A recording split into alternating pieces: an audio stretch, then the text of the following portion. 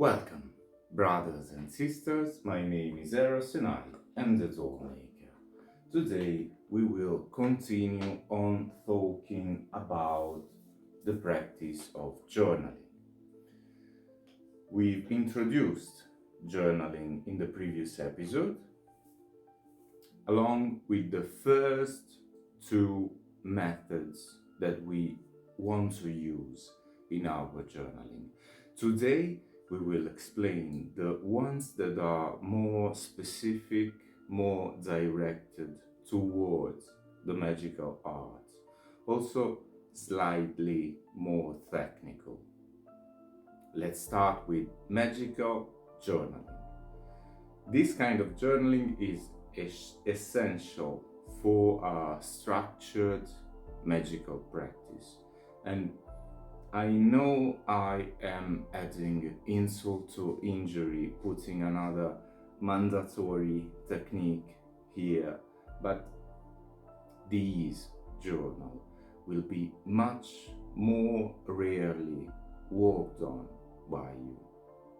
Only when planning your magical operations, or if you like me work a lot in magic, major magical operations.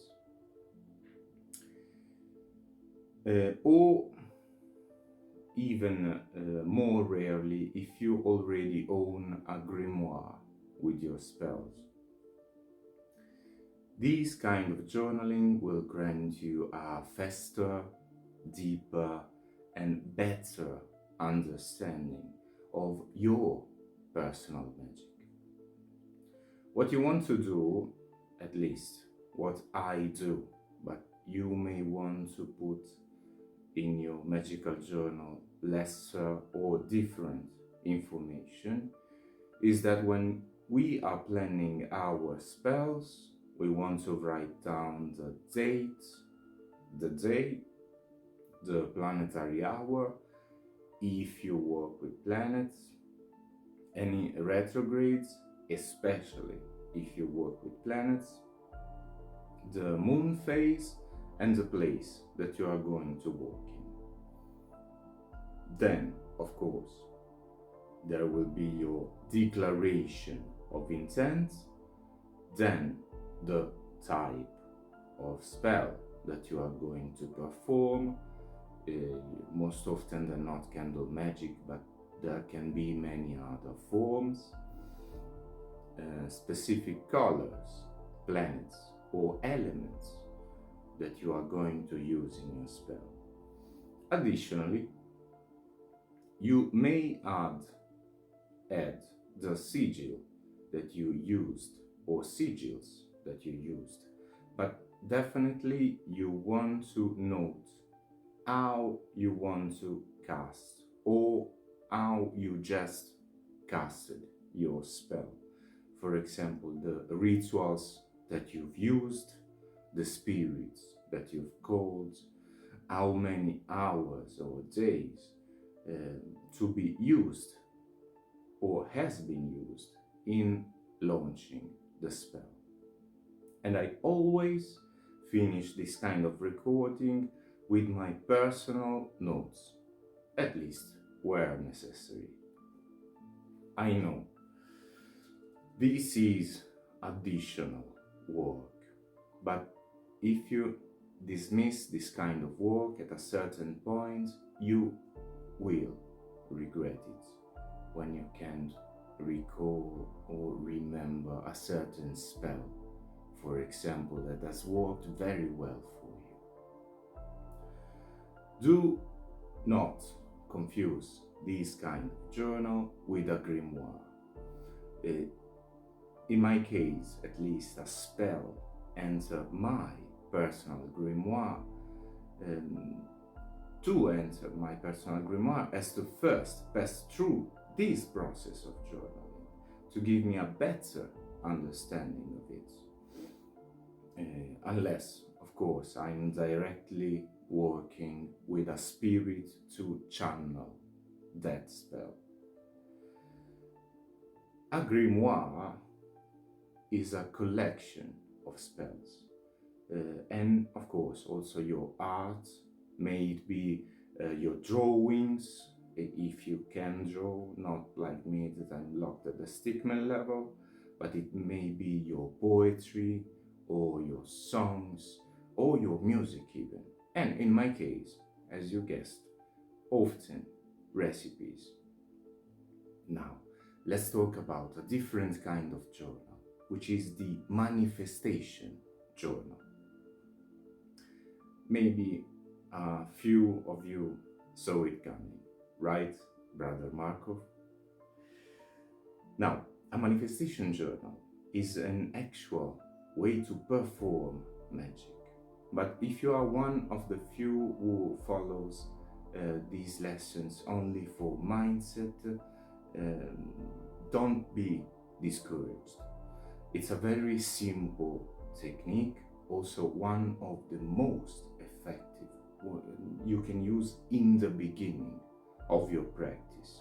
And keep in mind, many of the most skillful members, practitioners in our covenant use this method to this day, for it is simple and effective, and often it can grant major results. Now, this technique is better used to influence yourself and your life.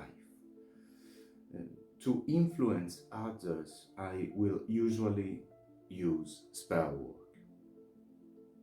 The first step that we want to do is choose your stationery. This is one of the cases in which you may want to pick something that is special for you, that is nicer to you, that makes you feel better, that you really enjoy. Or you may pick something to decorate yourself, if you're able to, in your way. Then, of course, having picked your stationery for this kind of journal, then if you can, proceed with cleansing and consecration, if you can.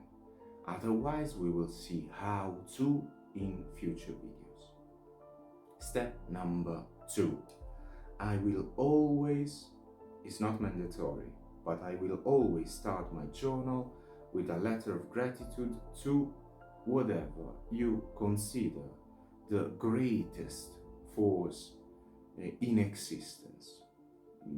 May it be the universe, may it be God, may it be the ancient gods, or the eternal light, for example. And in this letter I will put everything I want to see manifested in myself and in my life.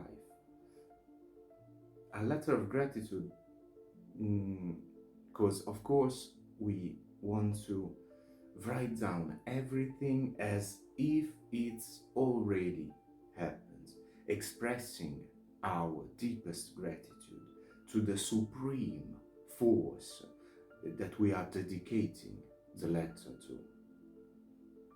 Also, as an optional part for my brothers and sisters of the Silver Iris, you may want to write a separate letter or even a pact to the spirit or the marionette that has already granted you help for this working. So, of course, ask in advance.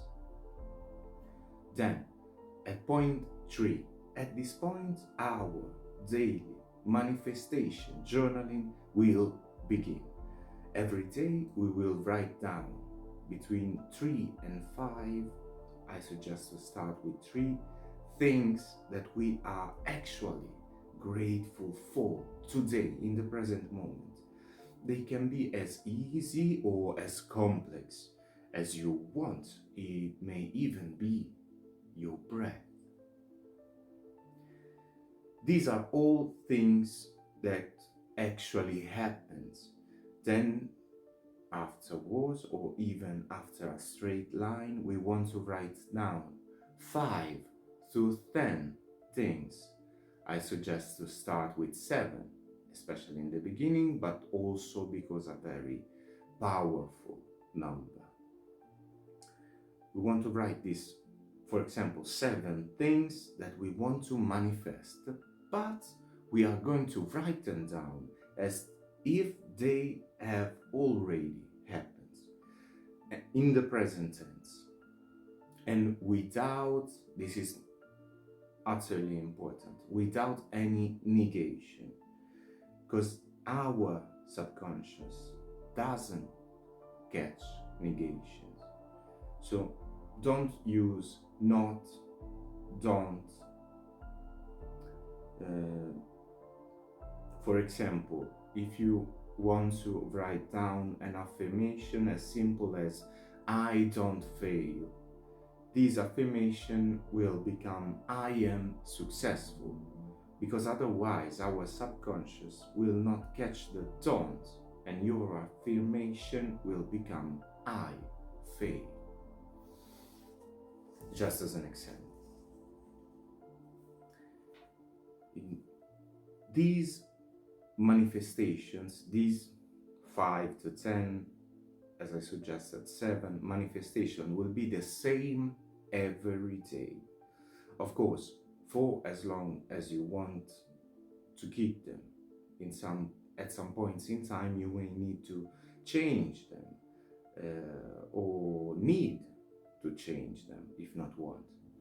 But I will never go shorter than 28 consecutive days before adjusting something in my journaling. And some of these affirmations, in some form or the other, remain almost permanently in my journal.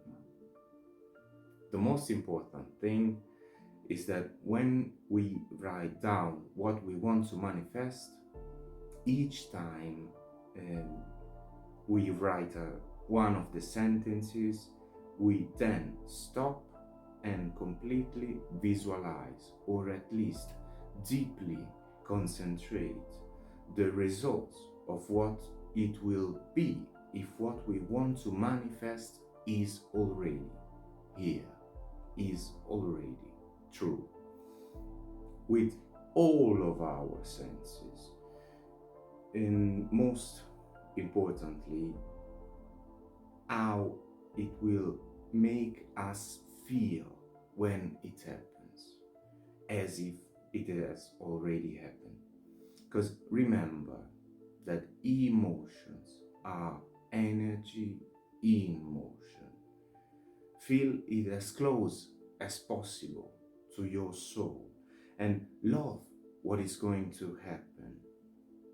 Of course, we will make visualization and manifestation even clearer in the next lesson. After you've done this for all of the sentences, close your journal and let go, trusting the universe or any other supreme force you trust to take care of it.